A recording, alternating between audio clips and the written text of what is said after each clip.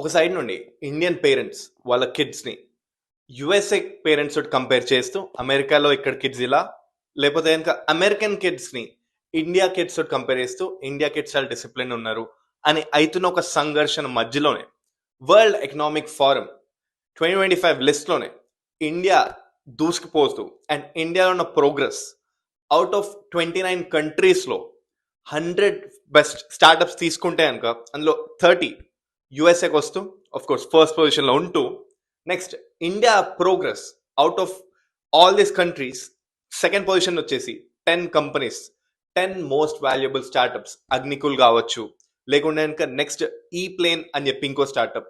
ఇది కేవలం ఏఐ కాకుండా క్వాంటమ్ కంప్యూటింగ్ లో అండ్ సైబర్ లో అండ్ ఇదే కాకుండా ఫిన్టెక్ ఇండస్ట్రీలో అండ్ ఇలా కపుల్ ఆఫ్ ఇండస్ట్రీస్ లో ఇండియా దూసుకుపోతూ అండ్ దట్ అందులో 3 కంపెనీస్ అయితే కనుక ఇండియా నుండి వస్తున్న IIT Madras and IIT Mumbai, ఇంకా వేరే లొకేషన్స్ నుండి most of the top tier and IISc Bengaluru నుండి, సో ఈ లొకేషన్స్ నుండి వస్తూ వాటికంటూ ఒక కాంపిటీషన్ అయితే అండ్ ఇండియాలో 720 crore rupees of investment on just quantum లో స్టార్ట్అప్ లో ఇన్వెస్ట్ చేస్తుంది ఇప్పుడు ఇండియా. అండ్ ఇదే కాకుండా ఇంకా వేరే డైవర్సిఫికేషన్ లో, అంటే ముందు వరకు అయితే ఒక 20 years బ్యాక్ ఇండియా అంటే జస్ట్ కేవలం ఒక సర్వీస్ బేస్డ్ సెక్టర్, అంటే కోడింగ్, కాల్ సెంటర్, బీపీఓ ఇలాంటి జాబ్సే ఇండియన్స్ చేయగలుగుతారు నుండి ఇప్పుడు అమ్మోబాయ్ ఇండియన్స్ లేకపోతే ఎలా అని ఒక సిచ్యువేషన్ కి తీసుకెళ్తుంది India. So next India just ఒక ఫాలో ఆన్ మార్కెట్ లా కాకుండా కో క్రియేట్ చేస్తూ యుఎస్ తో పాటు ఏదంతా ఒక కో ఎగ్జిస్టెంట్ కొలాబరేటివ్ గా ఎన్వైరన్మెంట్ ఇకో సిస్టమ్ క్రియేట్ చేస్తుంది ఇండియా.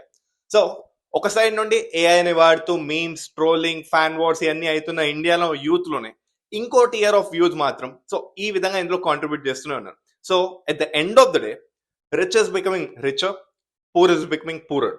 కానీ ఇక్కడ ఒక యునిక్ డిఫరెన్స్, ఇండియాలో most of the people middle class, లేకుంటే కొంతమంది పూర్.